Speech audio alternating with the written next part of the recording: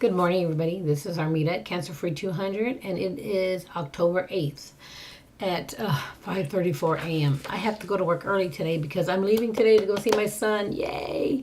I won't visit him till tomorrow, but we'll take that long 6-hour journey to go visit him. Hopefully on Monday I'll be able to show you guys a picture and let y'all know how my visit is. I'm just so happy to see him. I can't wait. Can't wait.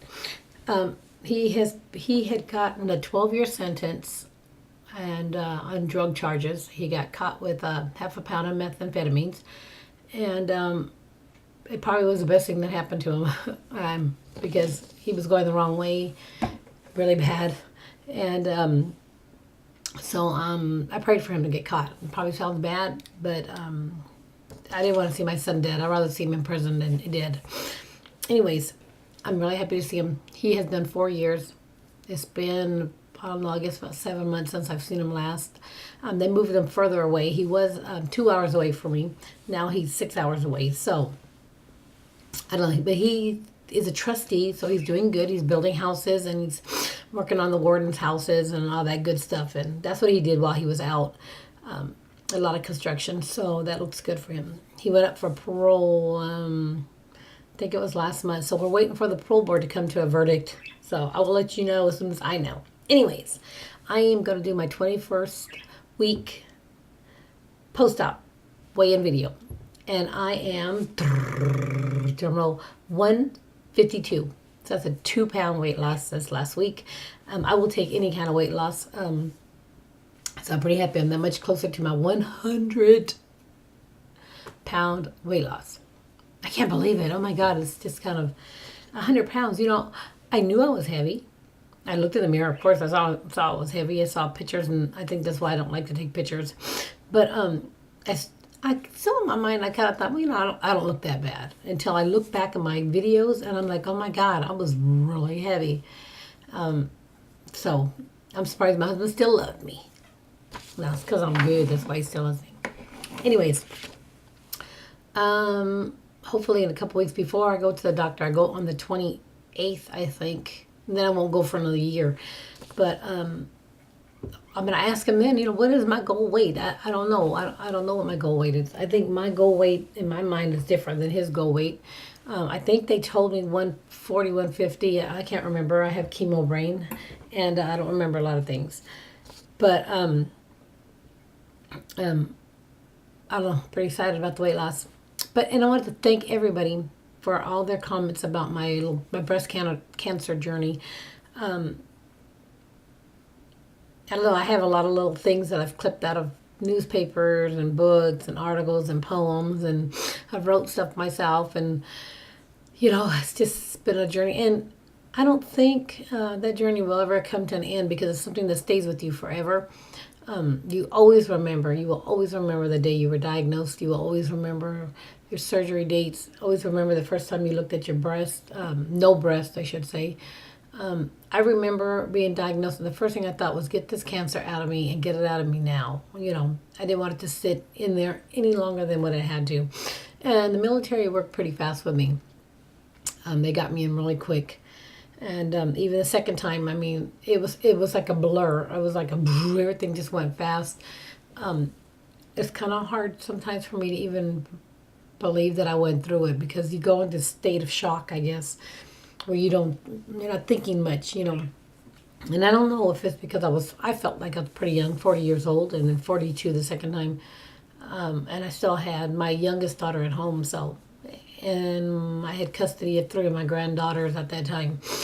And they were little. I mean, the littlest one was like a year or two. So it was hard. It was hard to go do all that. That was the second time I had cancer. But anyways, I found this poem. I didn't write it, but I did find this. And actually, there's 2 of them. One of them says, cherish every moment. Life is too short. Don't waste a minute. Enjoy each day and everyone in it. Tomorrow will come. It could be your last. Make the most of today. Life passes too fast. So I kind of thought about when I was going through my treatments. Yeah, it does, you know, before you know it. And God's promise. God didn't promise days without pain, laughter without sorrow, or sun without rain. But God did promise strength for the day, comfort for tears, and light for the way. And all who believe in his kingdom above, he answers their faith with everlasting love. It's funny how little things like that can make you feel comforted. Um, you know, I never was one to say, why did God do this to me? Oh my God, why, why? I was never one to say that. The first time I was diagnosed, I was like, Lord, it's me and you. You're going to get me through this. The second time was a little different. I still said, Lord, you're going to get me through this. But I did not want to take chemo the second treatment. I told my doctor I was not, it was kind of, now I can laugh at it, but I remember sitting in his office, my oncologist, Dr. Rahman, best doctor that in San Angelo, he saved my life. Him and my husband were sitting there looking at me while I sat on the bed, and they were kind of down, sitting on the chairs. And I was like, look, I'm not doing chemo again. I don't give a shit. I don't care. I'm not doing chemo again. That's, not doing it. Do whatever else, but I'm not doing chemo. And I bitched and moaned for a good 20, 30 minutes. And after I kind of cried and was like, I'm not doing it. I don't care. I'm not doing it. They both looked at me and said, so when do we start your chemo treatments? I was like, okay, did you not hear what I said? But then I go as soon as possible. So what can I say? And the second time I had to be hospitalized because my body just wasn't happy about taking the chemo treatment again. So anyways, enough of that. But like I say it every video so far. These last couple ones is breast cancer awareness. Ladies, save the tatas. Get your boobies checked. Have your mammograms. Do your self checks. Just remember that it's not a death sentence. It does change your perspective on life.